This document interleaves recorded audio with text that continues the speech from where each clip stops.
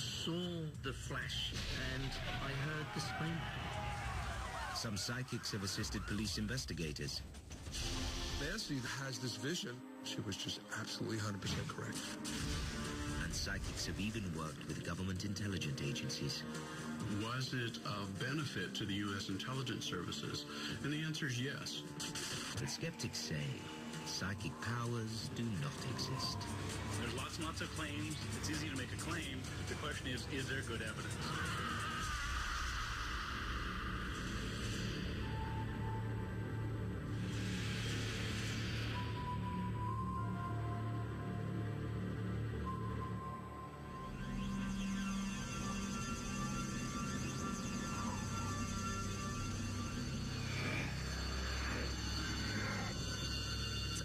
Like I might have a TV camera in my head with that person's information running like a continuous reel or show. Laurie McQuarrie claims she has psychic powers. I get sensations. Sometimes I feel like I'm onto other levels of awareness.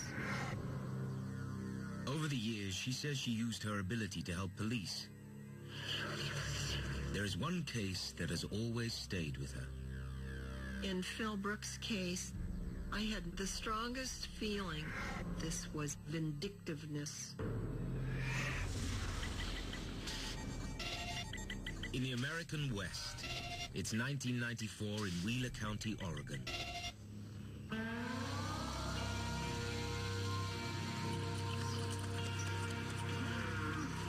The very first thing I heard about Phil Brooks was that a cowboy was missing. And nobody seemed to know what had happened. You know, when a cowboy is missing, you've got to figure something bad has probably happened. Rick Stieber is an author who has been writing about the Brooks case for years. Phil was just kind of an ordinary Eastern Oregon boy. He stood 6'2", he weighed 190 pounds, he was 23 years old. He worked hard, he played hard.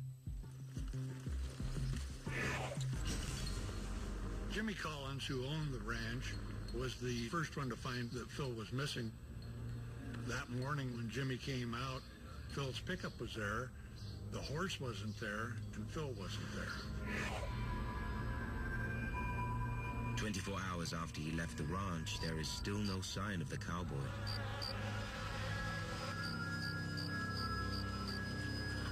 That evening they found the horse.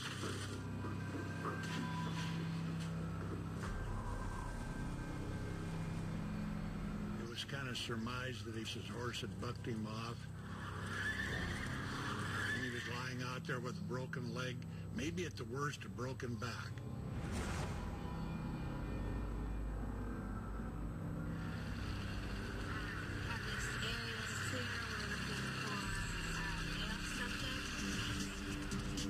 The next day, Wheeler County authorities launched a search and rescue team to try to find the missing man.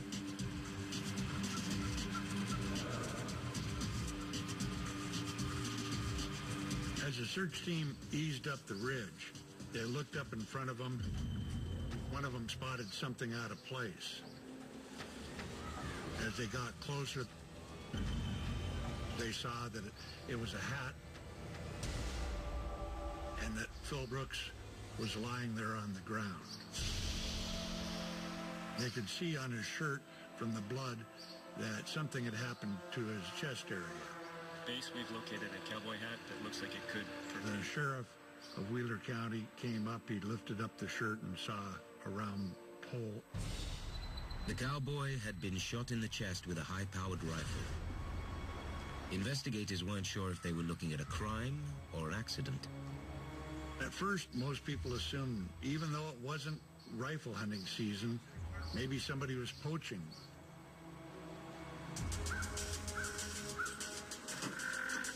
Where were you at the time? After 2 years of investigating the mysterious death with no resolution, police step outside normal operating procedures and reach out to psychic Laurie McQuarrie for assistance. I've tried over the years to think of better ways to say it. I'm a psychic. What I do is I read energy. I'll get an image of a name, or I will get something that I think is particular to the case. I get them just like it's a show in my head, a rerun of a movie. And that's how it comes to me. I'm the messenger. Many people, including author and skeptic Benjamin Radford, are not convinced about the reality of psychic powers. Psychics will claim to tell the future. You know, they'll read your palms, they'll do tarot cards. Other psychics claim to solve crimes, for example, for police or missing persons cases. Other psychics claim to be able to predict the future. There are many people who claim to have psychic abilities. The problem is that when you put these abilities under controlled tests and you closely examine them, they fail. Regardless of what skeptics think, McQuarrie claims she had a very strong physical reaction in the case of the missing cowboy. When I'm working a case, if the police say, is this person dead or alive? If they're gone, I get a sense heavy right in the middle of my chest. And I found that to be pretty accurate. In Phil Brooks' case, the first thing I remember very strongly, this was personal. This was not an accident. This was something that Phil had been upset, angry about. I'm aware of psychics claiming they have the ability to help police, other investigators, resolve crimes. Ronald Lindsay is an author and skeptic who is not convinced that alleged psychics have anything to offer law enforcement. My understanding of the track record of these psychics is that it's actually not very good. Oregon police are still trying to determine if the cowboy's death is accidental. But McQuarrie believes it was cold-blooded murder. I was very, very adamant with the detective. This was not an accident. Psychics often claim they have insights into crimes. And in the eastern United States, another psychic offers assistance to New Jersey police. When I experience sight psychically, I have vision, I have hearing, outside of the known parameters. I get knowledge that I never knew I had. September 12th, 1985 is an afternoon like any other in Washington Township. Until a young high school girl misses her bus home. This case started out as a missing person case for us. It was a 14-year-old girl that simply did not return home from school. And it would not be that unusual for something like that to happen with a 14-year-old. Retired police detective George Duker spent 25 years on the force and says this is a case he'll never forget. This particular girl we knew. We knew her. She was a good kid. She really was. She was talented. She was into music and art and things, and just certainly not a problem. I had a woman call me who said that a girl in her town who she knew is missing. Nancy Olin Weber claims to be a psychic and has occasionally offered information to police over the last 30 years. When she learns of the missing schoolgirl, she claims to get visual clues. I had a vision. I saw her as a beautiful spirit. Bright, talent, caring. The kind of person everybody liked to be friends with, and the kind of person who liked to be friends with everyone.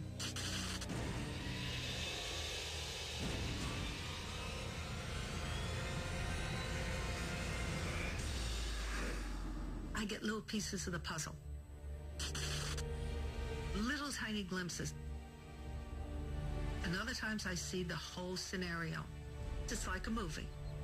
Sometimes it's like a hologram where I can look inside and see things and feel things. My internal senses are as attuned to the world as my external senses. I have no clue why.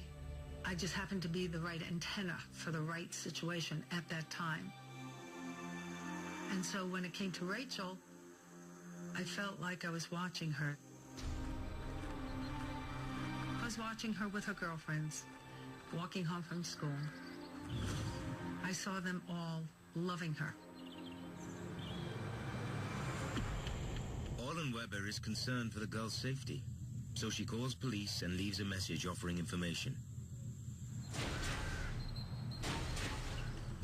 I immediately got an impression in my mind, and I didn't even want to look at it. It was pretty horrible. Orlin Weber claims her visions get more alarming, especially when she sees a young man connected to the missing schoolgirl. I had a vision. She was alone, and I saw him.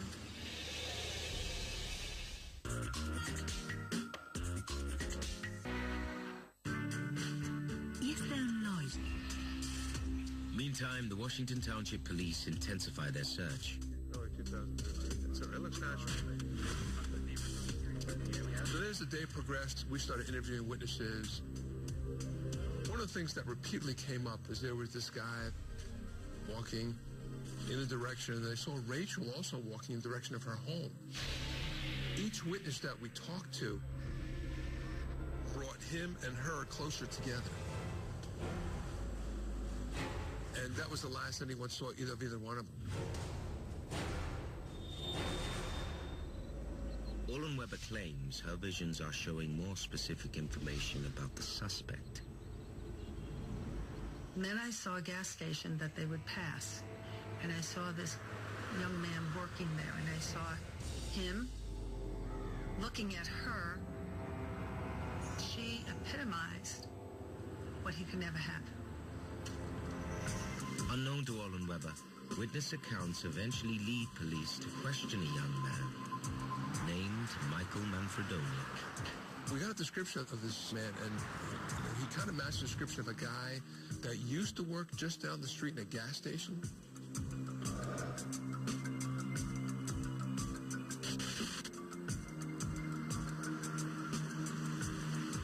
We interviewed him initially as a witness for a couple of reasons. One is we still didn't have Rachel, so we had no knowledge of anything happening to her at this point. Since he met the description of the gentleman walking toward her, maybe he saw something.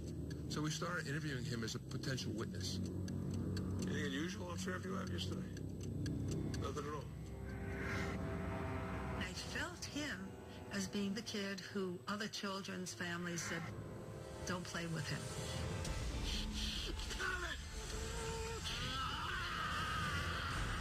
We questioned him at length. It just didn't seem right. Did you ever go back? We started to get some bad vibes. Anything about that at all? Nothing, huh? You just up and down the street that you had, we saw you walking down there, somewhere saw you. We're not getting the whole truth or something that he's hiding. We weren't sure what it was. I saw her passing by, I felt, going home from school, but she was alone. And I saw him walking. And I saw him drag her into the woods fast.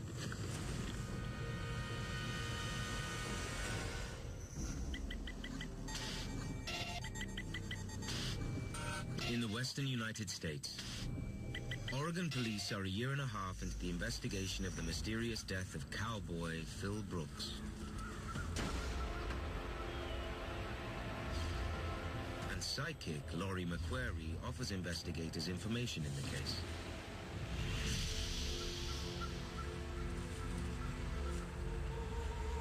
I visited the scene of the case and where it happened. It's a very beautiful country, and yet it was permeated with such sadness. McQuarrie senses that Brooks's death is not a tragic hunting accident. I could feel the energy of the moment in that shooter who was absolutely determined that this was going to be Phil's last day. Period. Do psychics give information to police? The answer is yes, absolutely. They give all sorts of information to police. They give information that's wrong, some of it's right. It's all over the place. However, some people believe there could be something more to psychic powers. My expertise, in part, is on people who have telepathy or precognitive experiences. Neuroscientist and psychiatrist Diane Powell studies brain activity of autistics, savants, and self-proclaimed psychics. I don't have any vested interest in this. I'm not a professional psychic researcher. I'm not a professional skeptic of psychic abilities. Or what do you say about the symmetry between the right and the left brain? What I am is a clinician who sees patients and tries to understand what is going on with them. I will frequently find in people who have a history of psychic abilities that there is epileptiform activity in their brain. So that pattern is called an entrainment response. What's happening when you see epileptiform activity is you're actually seeing several neurons or brain cells working simultaneously. So instead of having this cell trigger this cell, trigger that cell, what you're having is more like a wave of activity of several cells. It's the same thing that was happening with psychic brain activity. The backgrounds, And there are people that claim that if you compare epileptics to psychics, or people who claim to have psychic abilities, that brain scans reveal similar things. Except that in epileptics, what you have is you have different parts of the brain firing at one time. You don't have psychic abilities. There's no real connection between the two.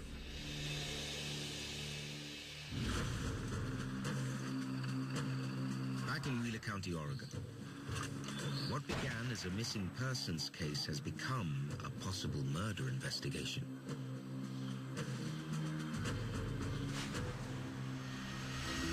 Suddenly, there was a homicide. Well, you don't have homicides in Wheeler County. The last homicide was 50 years before.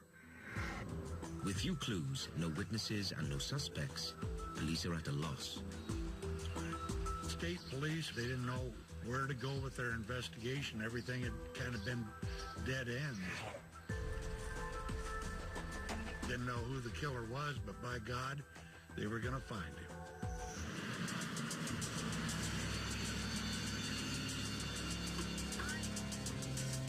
Later, McQuarrie remembers that Brooks's horse came back alone after he disappeared. That horse had information. That horse saw it. So that horse is part of the evidence. McQuarrie draws on her alleged psychic abilities, which she claims include a special bond with animals. I believe animals have a very strong psychic connection to people. As with the horse in Phil's case, I immediately picked up the terror that horse felt.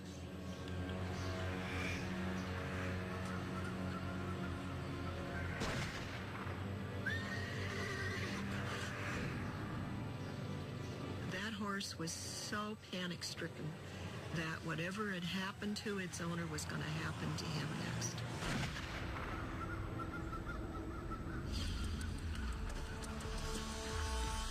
Sometimes you'll see cases where people will say they're communicating with animals that witness something. How do you verify that? You can't ask the horse. While some psychics claim they were born with particular abilities, McQuarrie believes she gained her powers from a traumatic head injury after falling from a horse.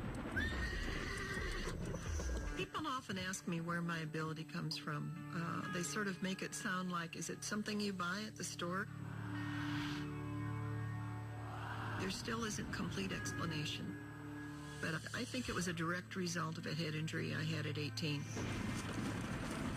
I had lost grasp of one of the reins. I went to grab it and fell right off the horse on my head. I started having unusual dreams within a month. It was startling to me because they grew in intensity and accuracy, and what they began about were plane crashes that happened on the news, and I dreamed them about 2 to 3 days before they happened. I really thought maybe I was a little unhinged, that there was something wrong with me, but the dreams kept getting stronger and stronger. I don't hear voices. I hear thoughts in my head. That's my own voice telling me things. You don't have to fall on your head in order to recognize the ability. A lot of times people just going through traumatic incidents in their lives will suddenly feel that opening of knowledge of otherworldly things.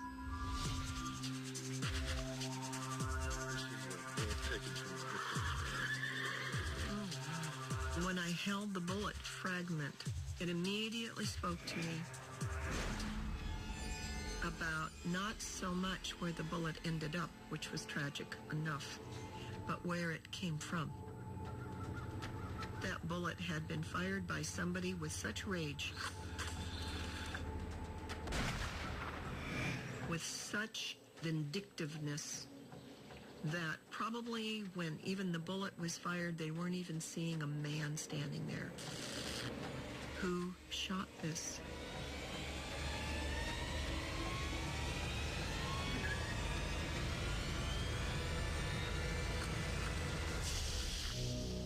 Some people claim to do what's called psychometry, which is when they hold an object in their hands and they say, I can tell you about the person that owned this or the person that touched this.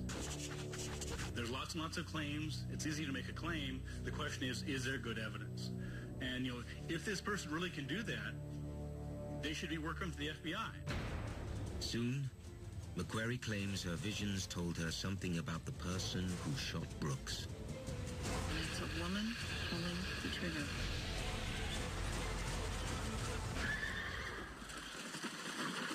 On the other side of the United States, New Jersey police are still looking for a missing 14-year-old girl. You see the girl walking your way? Yeah, the girl. Now you gotta look. Police interview Michael Manfredonia, who witnesses have seen approaching the missing schoolgirl. People used to see walk by in middle school all the time when you walked at the gas station. Separately, psychic Orlin Weber says her visions involving the crime become more violent. I saw him drag her into the woods, and I felt him being inwardly troubled, and I felt him explode.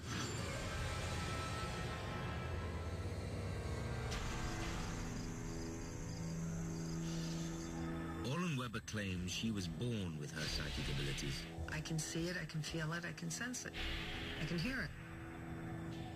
Just my way. As a child, I couldn't step into it at will. It would simply happen all the time. And so I learned as an adult how to keep it going when it was appropriate. In the case of the missing schoolgirl, Orlin Weber at this point has yet to hear back from police. Meantime, investigators questioning Michael Manfredonia suspect he knows more than he's telling them. But without concrete evidence or a victim, they're forced to release him.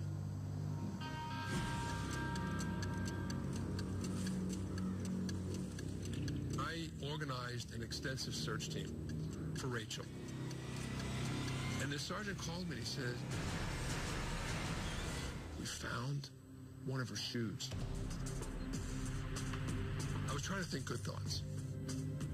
They were praying that she was fine. I knew she wasn't.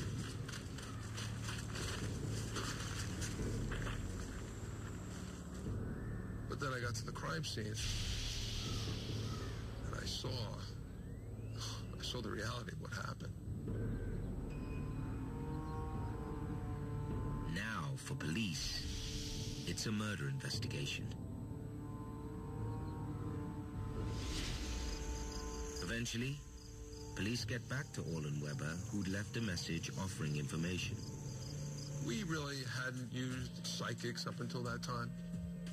And we had heard of Nancy because I know she had worked with a neighboring police department. And so she wanted to talk to us about a potential suspect. Hello, Nancy. Yes, hi. We really didn't get a chance to talk to Nancy until after we had already found Rachel. So our next big objective, obviously after finding Rachel, was to now, in our minds, it was Michael Manfredoni. Now our search turned to him. When I described the young man to him on the phone, I could hear him be pretty devastated. I have a suspicion, and it's not good. We held our cards very close. We didn't tell Nancy who we suspected, how we suspected it. We didn't give her names. We gave her nothing to work on. Orlin Weber insists she had no prior knowledge that led her to conclude the killer's name was Michael. Yeah, I see a young man named Michael. I described Michael to the detective.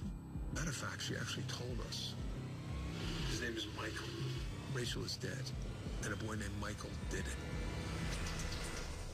And that just floored us. Poți să-ți găsești propriul drum în viață. Și nu aveau e-mail, fără știri la TV și fără iPhone. Creștinii și-au împărtășit credința lumii întregi. How does an obscure Jewish cult manage to survive under Roman rule and then emerge as the official religion of the entire Roman world? Înălțarea creștinismului. Premiera 21 aprilie pe National Geographic Channel.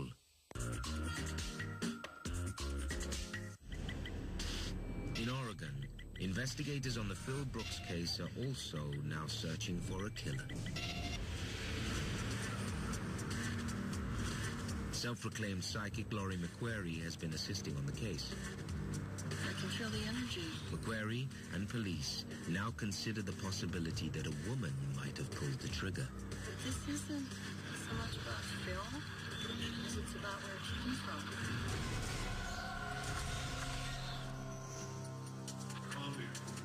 Police bring in a number of people for questioning, but no one is arrested. Police say the key evidence, the high-powered rifle that killed Brooks, has never been found. To this day, police strongly believe the cowboy was murdered. And Phil Brooks's killing remains an open, unsolved case. I don't solve cases. I like to think I add additions to them.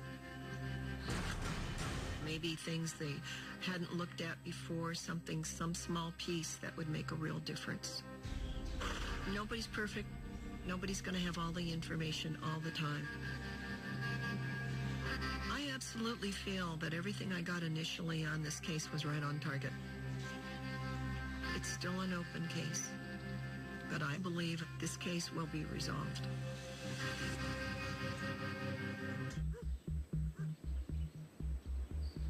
Neuroscientist and psychiatrist Diane Powell continues to research how the brain functions in people claiming to have psychic abilities.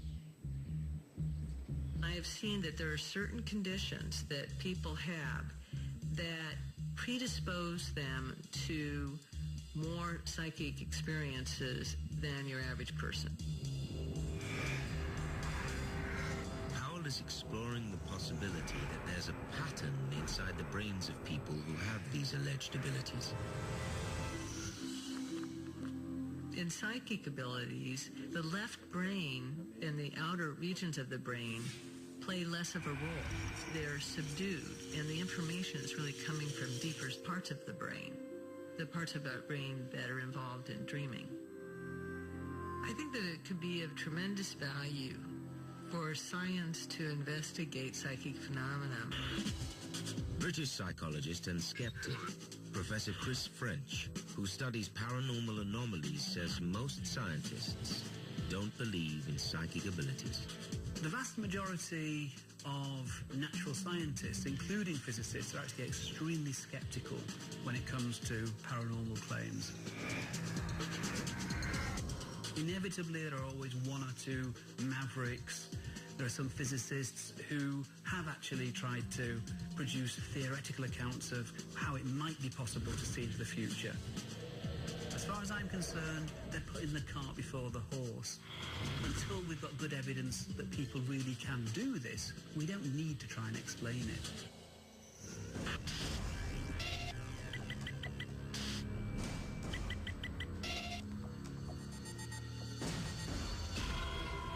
In England, not far from London, self-proclaimed psychic Chris Robinson claims he can glimpse the future, which comes to him in fragments as he dreams. I had a dream, a nuclear radioactive fallout cloud approaching London from the east. A week later, Chernobyl. That did make me sit up and think that that was really strange. Chris Robinson believes his psychic abilities are a result of a near-death experience. When I was 16 years old, I had a motorcycle accident. I was very seriously injured. On my way to the hospital, I clearly remember looking down on myself in the ambulance on that journey. After that, Robinson says he began to have dreams that foretold the future. It's like being in the middle of a radar screen. And it's as if the future in front of you pops up on that screen, and the dreams allow you to see little bits of it. So if something is going to happen around me today or tomorrow, that event will appear on the radar screen. He describes his dreams, which are often about large-scale disasters. Chernobyl, dozens of IRA attacks, the bombing in Manchester, then 9/11, and a variety of other incidents scattered around the world.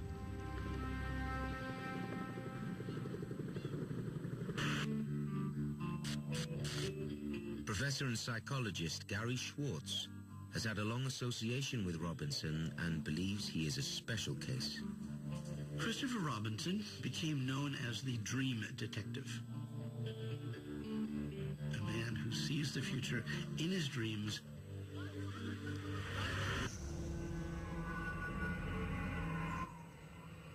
Robinson says his dream about a 747 exploding over Scotland put him on the police radar. I had told 2 police officers at Scotland Yard. And I also gave them some other information where and how the bomb was placed on the aeroplane. And the fact that it was going to happen that day. On December 21st, Pan Am Flight 103 blew up over Lockerbie, Scotland, killing 270 people. Lockerbie was a turning point because obviously you can't tell Scotland Yard that a plane is going to get blown up and not get questioned when it does. And I spent the next day at Scotland Yard talking to people from departments I'd never heard of. As a dream psychic, I worked with a variety of organisations in the United Kingdom, and since 9/11, people in the United States. Not everyone believes that Robinson can see what he claims he can. Most psychics are sincere people. They really believe that they have the powers they claim. The problem is that they can't prove it. They certainly can't prove it to a scientist's standard of evidence. When Schwartz heard about Robinson, he was intrigued. In 2001, he set up a series of experiments to test his alleged psychic powers. I helped design an experiment that would test whether Christopher could be able to dream about a location that he was going to be taken to in the future. The design of the experiment was that there would be 10 locations that would be picked. Your picture. Each of them would be unique. And I was kept blind to those locations. What would happen is he'd go to sleep and dream where he was going to be taken. The next day, this would be day one of the experiment. He would then write down this information. The next morning, I would come to his hotel, and he would show me what he had written. Close your eyes. Okay. What are the words for today? Pitch, sun and mirror, are Olympus. This is the Kitt Peak National Observatory. Oh boy. You got sun and Sunday and mirror and CCD devices. Right, exactly. It's all about the sun. It's all the whole thing. Schwartz claims he tested Robinson's psychic dream abilities in 10 different locations over 10 days.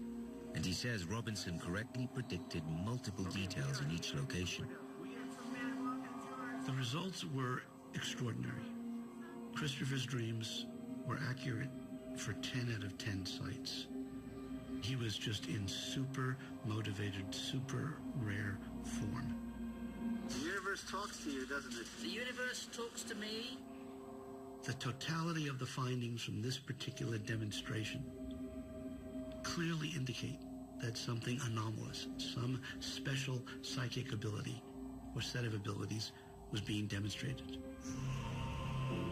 The meaning of dreams has been a baffling subject since the biblical age.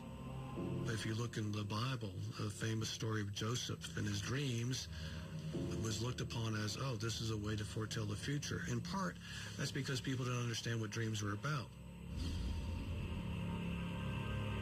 The ancients believed that the dream time was actually given by the gods, and that was a time when we were communicating with the spirits. And so it's natural to think that somehow the visions and ideas that come to us in dreams are somehow prophetic and meaningful.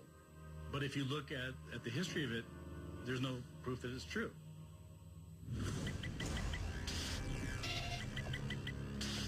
During the Cold War, however, the U.S. government believed so strongly in the possible potential of the power of the mind, it set up a program called Stargate to develop psychic intelligence gathering. The CIA had found out about ESP clairvoyance remote viewing research taking place in foreign countries around the world.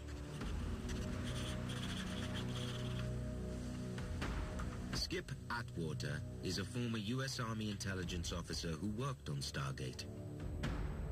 They commissioned Stanford Research Institute to replicate those experiments. They considered the possibility of an intelligence threat. If these people could see into our most secret places, that would be a problem. There was about $20 million spent in 25 years. In terms of government programs, it was really a pretty cheap program.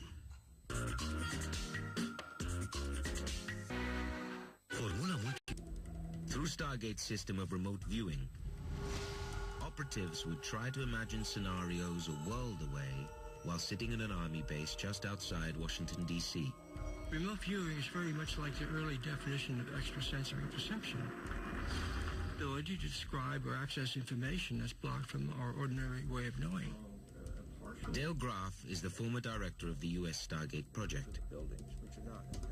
The Stargate program was good old-fashioned operational projects, finding somebody, finding a missing airplane, all the way to what's really going on in secret facilities. Later on, we began working with the customs people, with the DEA, with drug trafficking. Was it of benefit to the U.S. intelligence services? And the answer is yes, both in the Cold War era and in the post-Cold War era. It wouldn't surprise me if there were a few successes in Stargate. You can't have that many psychics, that many people making that many predictions, and not have some of them turn out to be right. The question is, were they successful more often than chance? And the answer is no. An independent review in 1995 concluded that Stargate had limited use for intelligence operations, and it was terminated. Project Stargate was eventually shut down after psychologists analyzed the data and found that there was no useful information coming out of the program.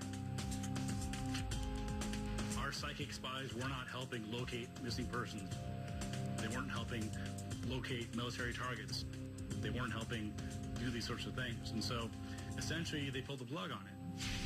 Despite Stargate's termination, there are some people who still believe in the power of psychics. Back in New Jersey, police investigating the murder of a 14-year-old schoolgirl now turn their attention to a potential witness turned suspect.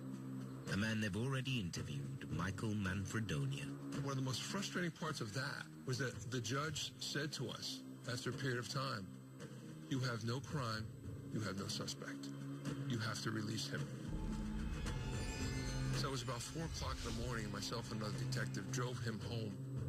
Once he is released from questioning, Manfredonia disappears.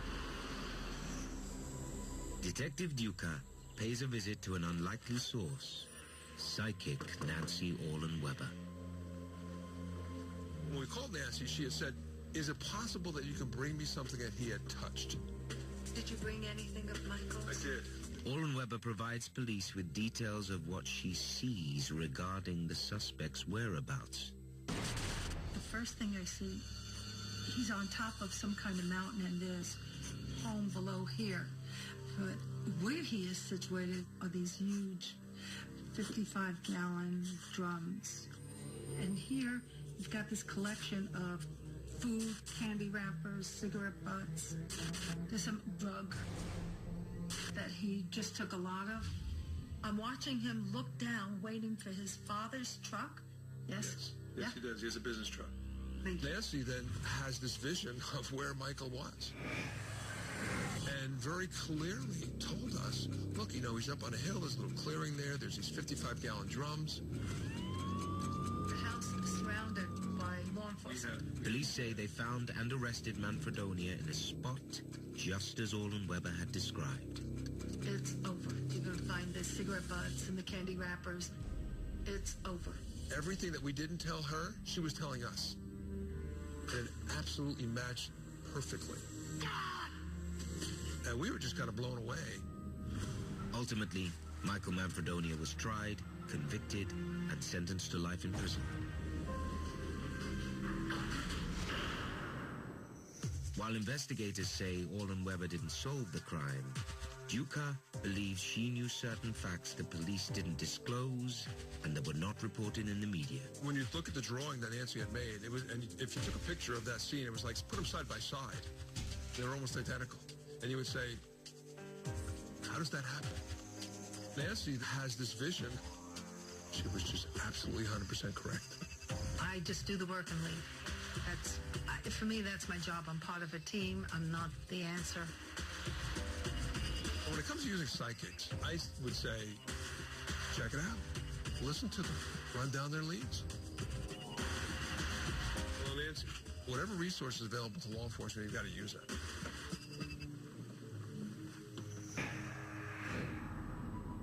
While psychics continue to insist that their visions are real, skeptics say there is simply no proof. I don't pretend to be 100% accurate. I don't expect to be 100% accurate. I'm human. Can I be wrong? I don't like to be. I would rather be right on target, but it's also part of the penance of being human that I take. I have vision. When I focus and attune to it and make practical use of it for myself or others, I'm an effective human being then, and I feel a purpose. I've always been asked, why is it you? It isn't just me. I meet people every day that experience the same kind of things that I experience. This is something that happens to most of us at some time in our lives. The fact is that we all foresee the future all the time. Just to live our everyday lives, we've got to plan ahead. But if you mean, can people foresee the future other than just by using kind of inference and available information, the evidence doesn't support that. I wish we had good evidence of psychics. I really do. They could be incredibly useful, you know, just in solving crimes and benefiting society. But so far, the evidence just isn't there. Maybe one day.